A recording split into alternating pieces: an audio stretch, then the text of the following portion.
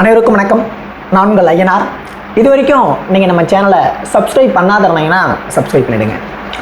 மிக முக்கியமான தகவல் என்பது காங்கிரஸ் கட்சி சார்பிலிருந்து வந்திருக்கு. இன்று காங்கிரஸ் கட்சியினுடைய செயற்குழு கூட்டம் என்பது நடைபெற்றது. இந்த கூட்டம் எதற்காக அப்படின்ட்டு பார்த்தீங்கன்னா, அதாவது காங்கிரஸ் கட்சி எங்கேயெல்லாம் தோல்வி அடைந்ததோ அங்கேயெல்லாம் திரும்ப நாங்கள் வீறு கொண்டு எழுவோம், அங்கே தோற்றதுக்கான காரணம் என்ன அப்படின்ட்டு மாநில வாரியாக இருக்கக்கூடிய காங்கிரஸினுடைய உறுப்பினர்களிடையே மிகப்பெரிய ஒரு பேச்சுவார்த்தை என்பது நடைபெற்றது. இந்த பேச்சுவார்த்தையை தொடர்ந்து காங்கிரஸ் 100 இடங்களை பிடிச்சிருக்கு. அடுத்த தடவை இதை விட அதிக இடங்களை பிடிப்பதற்கான வாய்ப்புகளை நாம் ஏற்படுத்த வேண்டும், நம்மளுடைய குறைகளை சரி செய்ய வேண்டும் அப்படின்ட்டு இந்த கூட்டம் முடிவெடுத்திருக்கு.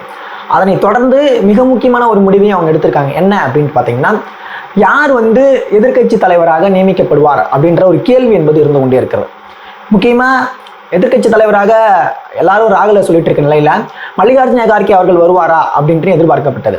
ஏன் அப்படின்ட்டு பார்த்தீங்கன்னா, பிரதமர் வேட்பாளருக்கே மல்லிகார்ஜுன கார்கேவை பரிந்துரை செய்யலாம் அப்படின்ட்டு பல்வேறு விதமான முயற்சிகள் என்பது நடைபெற்றது. அதையும் நம்ம பார்த்தோம். ஏன்னா மல்லிகார்ஜுன கார்கேவினுடைய பின்புலத்தை எடுத்து பார்க்கும்பொழுது மல்லிகார்ஜுன கார்கே அவர்கள் ஒரு தலித் கேண்டிடேட்டாக இருந்து கொண்டிருக்கிறார். இது வரைக்கும் பிரதமராக இருந்த ஒருத்தவங்க கூட தலித்தா இல்லை அப்படின்றது இன்னும் வரைக்கும் மிக முக்கியமான ஒரு விஷயமா பார்க்கப்படுகிறது. அதாவது பழங்குடியினத்தை சார்ந்தவர் திரௌபதி முர்மு அவர்களை கூட ஜனாதிபதி ஆயிட்டாங்க. ஆனால் தலித் கேண்டிடேட் ஒருத்தவங்க செயல்படக்கூடிய அந்தஸ்துல இல்லை.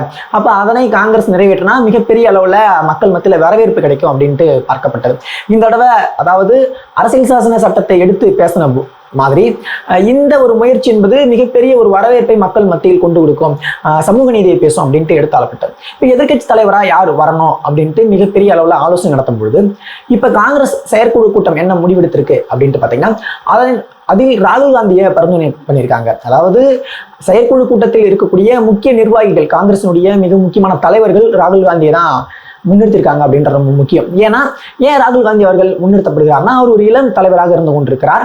அதே நேரத்தில் இங்க இருக்கக்கூடிய மக்களுக்கான அனைத்து விதமான முன்முயற்சிகளையும் எடுப்பவராக அவர் இருந்து கொண்டிருக்கிறார். அதாவது சிம்பிளா சொன்னோம் அப்படின்ட்டு பார்த்தீங்கன்னா, இங்க மக்களுக்கு எந்தெந்த இடத்துல அநியாயம் நடக்கிறதோ அதனை எதிர்த்து குரல் கொடுப்பவராக, வேலைவாய்ப்பு இல்லையா, வேலைவாய்ப்பை குறித்து பேசணும், பெண்களுக்கான தேவைகள் குறித்து பேசணும், பெண்களுக்கான முன்னேற்றம் குறித்து பேசணும். இப்போ இதற்கு அரசியல் சாசன சட்டத்தை அவங்க எடுக்க போறேன்னு சொல்றாங்களா, அப்போ அதை தூக்கி பிடிக்கணும் அப்படின்ட்டு பல்வேறு விதமான வேலைகளை செய்தவராக ராகுல் காந்தி அவர்கள் கருதப்படுகிறார். அப்ப இன்னும் சொல்லணும் அப்படின்ட்டு பார்த்தீங்கன்னா, பாரத் ஜோடா யாத்திரையிலிருந்து பாரத் நியாய யாத்திரை வரையில் அவருடைய பயணம் என்பது மிகப்பெரிய அளவுல இந்த 100 தொகுதிகள் கிடைத்ததற்கான காரணமும் அது கூட சொல்லலாம். அந்த அளவுக்கு அவருடைய யாத்திரை என்பது மக்களை நேரில் சென்று பார்த்து அவர்களுடைய குறைகளை கேட்பதின் காரணமாக தான் இவ்வளோ தரத்தை காங்கிரஸ் கட்சி அடைய முடிஞ்சிருக்கு அப்படின்றது ரொம்ப ரொம்ப முக்கியமான ஒரு விஷயம்.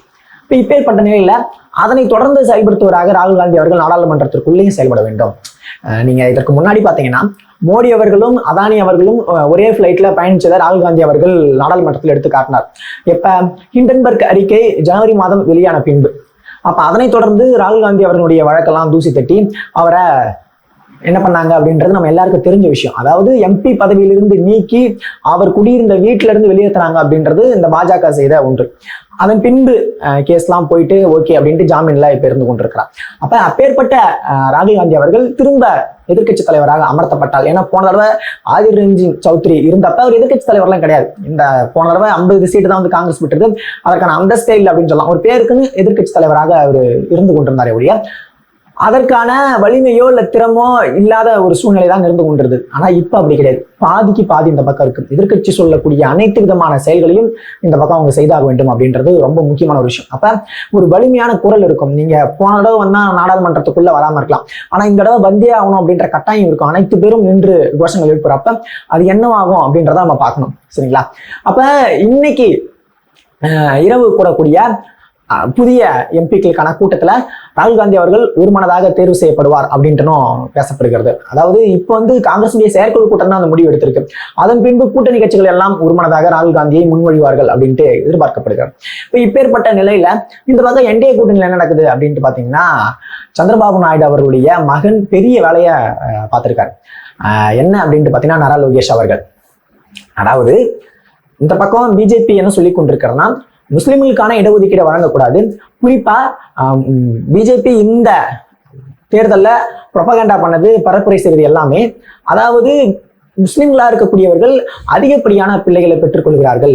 ஏன் அப்படின்ட்டு பார்த்தோன்னா இடஒதுக்கீடு கிடக்கணும் அப்படின்ற அடிப்படையில். அப்ப அவங்களுக்கு வந்து இங்க இருக்கக்கூடிய இந்துக்களிடமிருந்து இடஒதுக்கீடை பிரித்து காங்கிரஸ் கட்சி முஸ்லிம்களுக்கு கொடுத்து விடும் அப்படின்ட்டு ஒரு விஷயத்த மோடி அவர்கள் திரும்ப திரும்ப சொல்லிக்கிட்டே இருந்தாரு. அந்த விஷயத்த மட்டும் சொல்ல, அதோட சேர்த்து பல்வேறு விஷயங்கள் இஸ்லாமிய வெறுப்பை அவர் சுமத்தினார் அப்படின்றத நம்ம பார்த்தோம். இப்ப அவருடைய மெயின் பாயிண்ட் ஒரே லைன்ல என்ன அப்படின்ட்டு பாத்தீங்கன்னா, இடஒதுக்கீடு முஸ்லிம்களுக்கு கொடுக்கக்கூடாது மத அடிப்படையில் அப்படின்னு சொன்னாங்க. இப்ப சந்திரபாபு நாயுடைய மகன் கிட்ட பேட்டி எடுக்கப்படுகிறது. அவர் என்ன சொல்றாரு அப்படின்ட்டு பாத்தீங்கன்னா, இஸ்லாமியர்களுக்கு இடஒதுக்கீடு கொடுக்கறது என்ன தப்பு அப்படின்ட்டு கேட்கிறார். அதாவது ஆந்திராவில் கடந்த 20 வருடங்களாக இஸ்லாமியர்களுக்கான இடஒதுக்கீடு என்பது செயல்பட்டு கொண்டிருக்கிறது. அதாவது இஸ்லாமியர்கள் ஆந்திராவில் எப்பேற்பட்டவர்களாக இருக்கிறார்கள் அப்படின்றத அவர் விளக்குறாரு. அதுக்கப்புறம் தனி மனித வருமானம் குறைந்தவர்களாக இங்க இருக்கக்கூடிய சிறுபான்மையினர் இருந்து கொண்டிருக்கிறார்கள். ரொம்ப ரொம்ப முக்கியமான ஒரு விஷயம், பொருளாதாரம் குறித்து அவர் பேசுறாரு. இடஒதுக்கீடு சார்ந்தும் பொருளாதாரம் சார்ந்தும் அவர் பேசிக் கொண்டிருக்கிறார். தனி மனித வருமானம் குறைந்து இங்க இருக்கக்கூடிய சிறுபான்மை மக்கள் இருந்து கொண்டிருக்கிறார்கள். அவருடைய தனி மனித வருமானத்தை உயர்த்த வேண்டும். அதற்கு அவங்களுக்கு ஆப்பர்ச்சுனிட்டி கொடுக்கணும். சரிங்களா? அதுதான் இடஒதுக்கீடு. அப்ப அவங்களுக்கு கொடுக்கறது தப்பு இல்லையா? ஏன் கொடுத்தா என்ன அப்படின்ட்டு கேட்கிறாரு அவர். ரொம்ப முக்கியமான ஒரு பாயிண்ட். இந்த பக்கம் ஒருத்தவங்க கொடுக்க கூடாது அப்படின்றாங்க, ஒருத்தவங்க கொடுத்தா தப்பு இல்லை அப்படின்றாங்க. அப்ப இந்த 2 பேரும் ஒரு அணியில சேரும் பொழுது இந்த 5 வருடங்கள்ல இடஒதுக்கீடு குறித்தான மசோதாக்கள் வரும்பொழுது இதற்கு இடையேயான நிலை என்பது என்னவா ஏற்படும்? ரொம்ப முக்கியம். அப்ப அந்த டைம்ல முடிவெடுக்கிறவரு சபாநாயகரா இருந்து கொண்டிருப்பாரு. இப்ப என்ன பாயிண்ட் கேட்குறீங்களா? அதாவது சபாநாயகர் எந்த கட்சியிலிருந்து வருவார் அப்படின்ட்டு எதிர்பார்க்கப்படுகிறது. சபாநாயகர் இங்க இருக்கக்கூடிய சந்திரபாபு கட்சியில இருந்து வருவாரா? ஏன்னா சபாநாயகரை சந்திரபாபு அவர்கள் கேட்டுக்கொண்டிருக்கிறார் அப்படின்ட்டு இப்ப நியூஸ் போயிட்டு இருக்கு. ஆனால் சந்திரபாபு நாயுடு அவர்களுக்கு 4 அமைச்சரவை சீட்டு ஒதுக்கப்படுகிறது அப்படின்ற மாதிரி பேசப்பட்டு கொண்டிருக்கிறார்கள். சந்திரபாபு நாயுடு அவர்கள் இப்ப மிக இக்கட்டான சூழ்நிலை மாற்றிட்டு இருக்காரு. ஏன் அப்படின்னு பாத்தீங்கன்னா, அவர் மாநிலத்தையும் ஆட்சி அமைச்சாகணும், அங்கேயும் யார் அமைச்சர் முடிவு பண்ணணும், மத்தியிலையும் வந்து அமைச்சர் பொறுப்பை கேட்கணும், அங்க யார் அமைச்சரா நியமிக்கிறது அப்படின்றது போன்ற வேலைகளையும் செய்து கொண்டிருக்கணும். சரிங்களா? இன்னும் என்ன பேசப்படுகிறது? இல்ல, சந்திரபாபு அவர்கள் வந்து 4 அமைச்சர்லாம் கேட்க மாட்டாரு. அதாவது 1998 எப்படி இந்த பாஜகவோட கூட்டணியில இருந்தாரோ, எப்படி வெளியிலிருந்து ஆதரவு கொடுத்தாரோ, அதாவது எந்த விதமான அமைச்சர் சீட்டும் கேட்காம, சபாநாயகர் சீட்டும் கேட்காம நான் ஆதரவு மட்டும் தரேன் அப்படின்ட்டு இருந்த மாதிரி 2024 இங்க இருக்கக்கூடிய சந்திரபாபு நாயுடு இருந்து கொண்டிருப்பார். ஏன்னா அப்துல் கலாம் அவர்களை வந்து ஜனாதிபதியாக நியமிப்பதற்கு சந்திரபாபு நாயுடு கூட்டெல்லாம் வந்து அவங்க பேசினாங்க. அது ரொம்ப முக்கியமான ஒரு விஷயம். அப்ப அதே போல இந்த முக்கியத்துவம் என்டிஏ கூட்டணியில கொடுக்க முடியும். ஏன்னா கொடுத்து ஆகணும், 16 சீட் இருக்குல்ல, கொடுத்துதான் ஆகணும் அப்படின்ட்டு பேசப்பட்டு கொண்டிருக்கிறது. அதன் வாயிலாக வெளியிலிருந்து ஆந்திராவிற்கு தேவையான அனைத்து விதமான செய்திகளையும் சபாநாயகர் அதாவது சந்திரபாபு நாயுடு அவர்கள் செய்து கொள்வார். குறிப்பா இப்ப என்ன மேட்டர் போயிட்டு இருக்கு அப்படின்ட்டு பாத்தீங்கன்னா, ஆந்திராவினுடைய அமராவதி அதை வந்து தலைநகரம் எப்படி ஆந்திராவிலிருந்து தெலுங்கானா பிரிக்கப்பட்டு ஹைதராபாத் என்பது தலைநகராகி இப்ப பெரிய விஷயமா இருக்கும். அதே போல ஆந்திராவுக்கும் இல்லையே, அப்ப இதை ஐடென்டிஃபை பண்ணணும் அப்படின்ட்டு போயிட்டு இருக்கு. இன்னும் சொல்லணும்னா ஆந்திரா இப்ப ஒரு மிகப்பெரிய ஒரு இக்கட்டான சூழ்நிலை இருந்து கொண்டிருக்கிறது அப்படின்ட்டு சொல்லலாம். ஏன்னா ஆந்திராவில் பல்வேறு இடங்களில் இப்பொழுது கலவரங்கள் நடந்து கொண்டிருக்கிறது.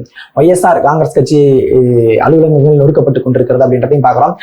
அவர் என்ன சொல்லியிருக்காரு அப்படின்ட்டு பாத்தீங்கன்னா, ஒய்எஸ்ஆர் காங்கிரஸ் கட்சியில இருந்து ஒரு முக்கியமான அறிக்கை வருது. அதாவது இப்பொழுது ஜனநாயகம் கெட்டுவிட்டது ஆந்திராவில் அப்படின்ற ட்வீட் அவர் போடுறார். சட்டம் ஒழுங்கு சீர்குலைந்து விட்டது, இங்க இருக்கக்கூடிய காவல்துறை அதை வந்து கட்டுப்படுத்தி ஆகணும் அப்படின்ட்டு சொல்றாங்க. அப்ப அதனை கட்டுக்குள் கொண்டு வர, ஏன்னா இப்ப வந்து முதலமைச்சர் இன்னும் சந்திரபாபு நாயுடு அவர்கள் பதவி ஏற்காத நிலையில ஜெகன்மோகன் ரெட்டி அவர்கள் இந்த ட்வீட்டை போடுறாரு. இப்போ முக்கியமான ஒரு இந்த இடைவெளிக்குள்ள ஏன் இந்த கலவரம் நடக்குது அப்படின்ட்டு பாத்தீங்கன்னா, ஏற்கனவே ஜெகன்மோகன் ரெட்டி ஆட்சியில் இருக்கும்போது சந்திரபாபு நாயுடு அவர்களை உரிமையில் பேசியதாக சில எம்எல்ஏக்கள் வந்து குற்றம் சாட்டப்படுகிறார்கள். அப்ப அதன் மீதுதான் இங்க இருக்கக்கூடிய தொண்டர்கள் விருப்ப காட்டுறாங்க. இது ரொம்ப தப்பான ஒரு விஷயம் இல்லை அப்படின்ட்டு சொல்லப்படுகிறது. ஆனா இந்த பக்கம் இருந்து சந்திரபாபு நாயுடுகள் அது நடக்காத மாதிரி பார்த்து கொண்டிருக்கிறார். ஏன்னா மத்திய பாதுகாப்பு படையினர்லாம் இறக்கப்பட்டிருக்காங்க ஆந்திராவில் அப்படின்றதும் குறிப்பிடத்தகுந்த ஒரு விஷயமாக பார்க்கப்படுகிறது. இப்பேற்பட்ட நிலையில இப்ப சந்திரபாபு நாயுடு அவர்களுக்கு இருக்கக்கூடிய முக்கிய நோக்கம் என்ன அப்படின்ட்டு பாத்தீங்கன்னா, ஆந்திராவை மிக வலுவான ஒன்றாக மாற்றுவதுதான். அதற்கு என்னென்னலாம் செய்ய முடியுமோ, அதாவது 1 லட்சம் கோடி உள்கட்டமைப்பு வசதிக்காக தேவைப்படும் அப்படின்ட்டு பேசப்பட்டு கொண்டிருக்கிறது. தலைநகரை உருவாக்குறதுக்காக எப்படி ஹைதராபாத்தோ அதே போல இங்க வந்து கொண்டு வரணும் அப்படின்ட்டு. அப்ப அதற்கான நிபந்தனைகளை சந்திரபாபு நாயுடு அவர்கள் முன்வைப்பார். அதற்கான கோரிக்கைகளை, அதாவது இதெல்லாம் வந்து நேரடியா பேசக்கூடியதோ இல்ல நேரடியா கேட்டு வாங்கப்படக்கூடியதோ இல்ல, சொல்லாத ஒரு கோரிக்கையாக இதெல்லாம் மோடி முன் நிறுத்தப்படும். இதெல்லாம் மோடி அவர்கள் செய்வார். அப்ப அதற்காக இவர் வந்து இதெல்லாம் விட்டுக் கொடுப்பாரு. இது சபாநாயகர் பதவி போன்ற பதவிகளையும் விட்டுக் கொடுக்க சந்திரபாபு நாயுடு அவர்கள் தயாராக இருந்து கொண்டிருப்பார். ஏன்னா அவர் வந்து அதான் அரசியல்ல பணம் தின்னு கொட்ட போட்டாங்க அப்படின்னு சொல்லுவாங்கல்ல, அந்த மாதிரி அவர் அவ்வளவு மூத்த ஒரு அரசியல்வாதி. இப்பதான் அரசியலுக்கு புதுசு அப்படின்ட்டு அவர் சொல்லவே முடியாது. அப்பேற்பட்ட நிலையில ஆந்திராவை கட்டமைக்க வேண்டிய கடமை என்பது அவருக்கு இருக்கு. ஏன்னா ஆதி காலத்துல இருந்தே அவர் முதலமைச்சராக இருந்தவர், பல்வேறு வெற்றி தோல்விகளை கண்டவர் அப்படின்ற அடிப்படையில ஆந்திராவை அதற்கு பின்பு மகன் கிட்ட எப்படியா இருந்தாலும் அந்த பொறுப்பு வந்து போயிடும். அப்ப ஒரு ஆந்திராவை கட்டமைக்கக்கூடிய ஒரு மிக முக்கியமான ஒரு வேலையில், ஏன்னா அதற்கான பவரும் இப்ப அவங்க கிட்ட இருக்கு. சரிங்களா, ஆந்திராவை கட்டமைக்க வேண்டிய மிக முக்கியமான ஒரு பவர் அப்படின்றது முதலமைச்சராக மட்டும் இல்லாம மத்தியில நமக்கு மிகுந்த ஒரு செல்வாக்கு இருக்கும் பொழுது, அதற்கான அழுத்தம் தரும் பொழுது எல்லாமே நிறைவேற்றிக் கொள்ள முடியும்ல. ஆனால் இப்ப மகன் அதிலிருந்து ஒரு சில விஷயங்களில் வேறுபடுறதை நம்ம வந்து பார்க்க முடியும். இப்ப நாளைக்கு இடஒதுக்கீடு சார்ந்த மசோதாக்கள் வந்தா அதில் சந்திரபாபு நாயுடுடைய பங்கு என்னவா இருக்கும், அங்க இருக்கக்கூடிய பிஜேபியினுடைய பங்கு என்னவா இருக்கும்? பிஜேபி அதனை ஏற்றுக்கொண்டால் இங்க சந்திரபாபு நாயுடு அவர்கள் ஏற்றுக்கொள்வாரா? எதிர்கட்சிகள் வலிந்து அழுத்தம் தரும் பொழுது அதன் நிதிஷ் அவர்கள் ஏற்றுக்கொள்வாரா? இப்பேற்பட்ட சிக்கல்களை கொண்டுள்ளதா இருக்கு. அதாவது இன்னும் கூட்டணி பிரதமராகவே பதவி ஏற்கல, ஆனா அதன் முன்பே முரண்பட்ட கருத்துக்களை இரு கட்சிகளும் சந்திக்கிறது அப்படின்றது ரொம்ப ரொம்ப முக்கியமான ஒரு விஷயமா இருந்து கொண்டிருக்கிறது. அப்ப இதன் வாயிலாக நம்ம என்ன தெரிஞ்சுக்கலாம் அப்படின்ட்டு பாத்தீங்கன்னா, இந்தியாவுக்கான ஒரு நல்ல எதிர்காலம் இந்த 5 ஆண்டுல இருக்கோ, அதாவது நான் பிரதமர் மோடி அவர்கள் பிரதமர் ஆறார் அப்படின்ற அடிப்படையில சொல்லல. இப்போ இவர்கள் சட்டம் இயற்றும் போதோ இல்ல மசோதாக்களை கொண்டு வரும்போதோ அதன் மீதான விவாதம் என்பது நடைபெறும்ல. இப்ப இங்கேயே கருத்து மோதல்கள் வேறுபடும்ல. இப்ப இதை கொண்டு வரணும் அப்படின்ட்டு இவங்க சொல்லுவாங்களா? அதன் மூலமா அவங்க கைதுவதற்கான வாய்ப்புகள் அதிகபட்சமா இருக்குல்ல. நான் சொல்வது கடந்த 10 ஆண்டுகளை காட்டிலும் இந்த 5 ஆண்டுகள் ஒரு நல்ல ஒரு மூமெண்டா இருக்கும் அப்படின்ட்டு நம்மளால நிச்சயமாக சொல்ல முடியும். ஏன்னா இந்த பக்கம் எதிர்கட்சி தலைவராக ராகுல் காந்தி அவர்கள் அமர்த்தப்பட்டால் அவர் பிரச்சாரத்திலே அதிகப்படியா பேசினது என்ன அப்படின்னு பாத்தீங்கன்னா, சமூக நீதியும் இங்க இடஒதுக்கீடு சார்ந்த பல்வேறு விஷயங்களே அவர் வந்து பேசியிருந்தார்.